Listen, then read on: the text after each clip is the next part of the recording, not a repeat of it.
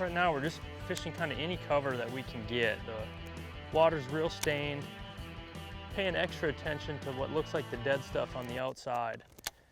Just like wearing a dark t-shirt on a sunny day, it's going to get warmer, and those fish can put their backs in that mat and just stay just a little bit warmer. And you figure the bait and stuff like that, and the crawdads are going to be moving around in here, and they can just kind of keep their head poked out.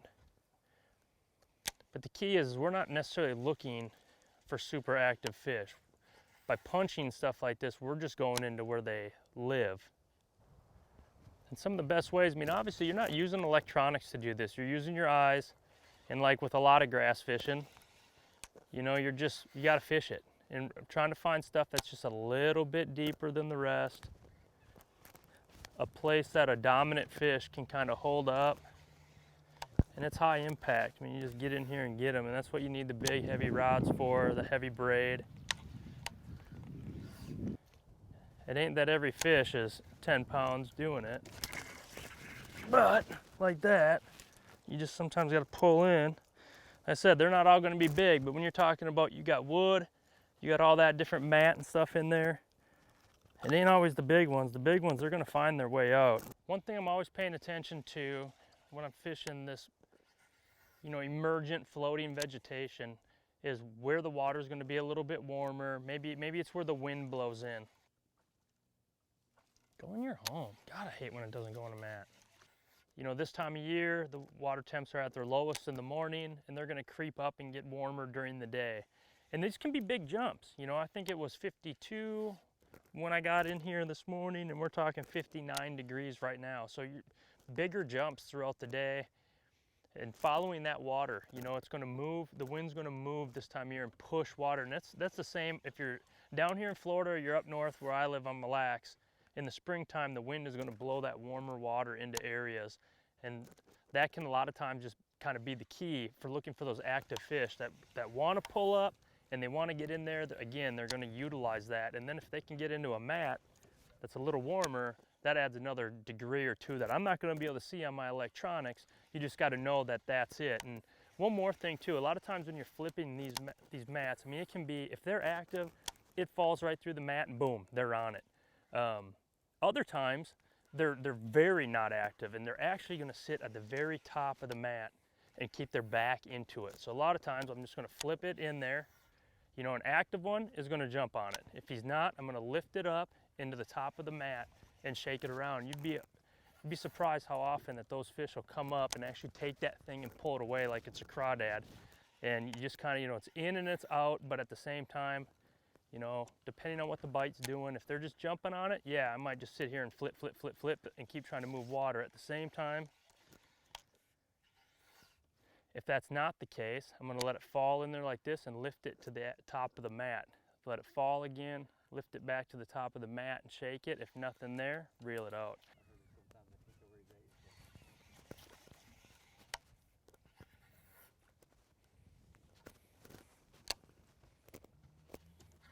A rod is meant to hook a fish and keep a fish on. The rod bends, it keeps a fish pegged. So using the rod sometimes can be a big mistake. So let's just say I flip it in here like this.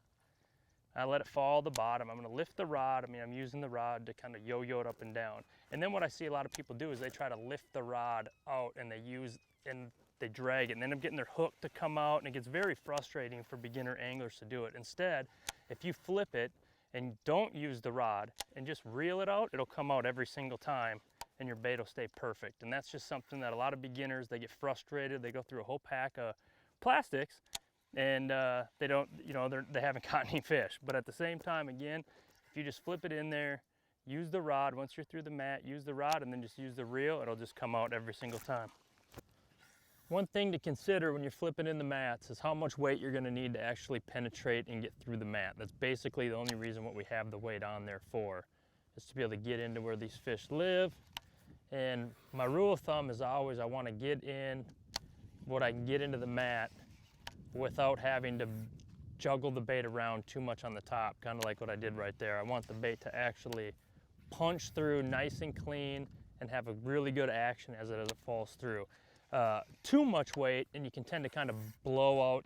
Too much weight might decrease the amount of bites you're going to get, or they're going to bite it, tap it, they're going to feel all that weight, and they're going to get off of it.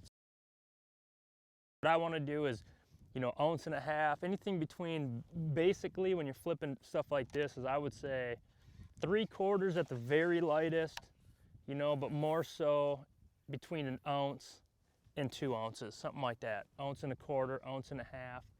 That tends to kind of be what I can get through the mat with ease without getting it hung up. You know, those fish are used to that kind of stuff. They definitely get fished in this, and something sitting up on the top trying to fight its way through there isn't going to be too realistic. So just trying to use the right amount of weight to get the bait down there. If it doesn't fall through on the main drop, one little shake of the rod should basically help get it through. And if that ain't working, then you're going to need to step up your weight for sure.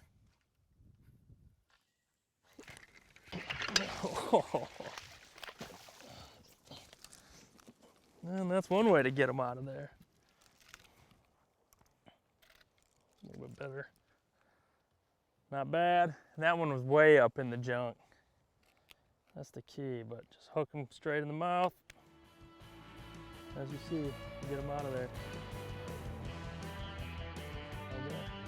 The setup that you're going to use for flipping, it's got to be a heavy setup. I know we've all heard before, you're not going to bring a knife to a gunfight, and that's never been more true than when you're doing stuff like this and you're flipping heavy cover. Again, we didn't catch any giants. Giants find their way out. It's fish like that that matter in the course of the tournament. Your 2-pounders, 3-pounders, stuff like that, getting that fish out. So, you know, one, you're flipping a big heavy weight. In this case, I was throwing a 1 ounce Wu tungsten weight. Could be up to 1.5 ounces, even 2 ounces, and flipping around that type of stuff. So I need enough rod to be able to handle that all day long.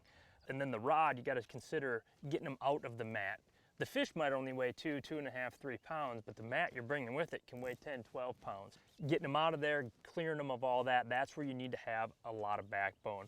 My setup, the one that I've used for a long time now, this is the G Loomis GLX. This is actually the 953 FPR, which stands for flip and punch rod. So 3 power under the G Loomis line would be like a medium heavy, but don't get that confused with like a medium heavy jig worm rod.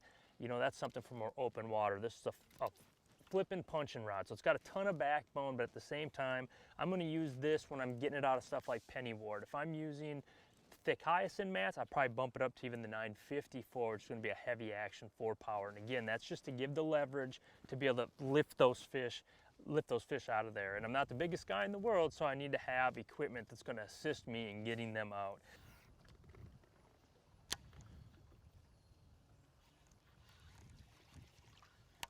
I'm using a Shimano Metanium. This is an 8-speed reel, the XG.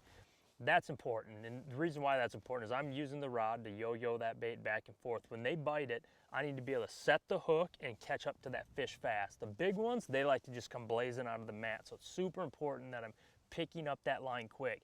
I'm not using the reel to impart the action, so I don't need to worry about that necessarily. What I need to be able to do is catch up line quick. Aside from that, this thing is just a winch. So you want brass gearings, something that can handle heavy cover that is not going to burn out on you over time, flipping big weights and pulling big ones out of big mats. My line, definitely braided line. I'm a huge fluorocarbon fan for a lot of my fishing, but when you're talking about doing stuff like this, you need to have that heavy action or that heavy braided line.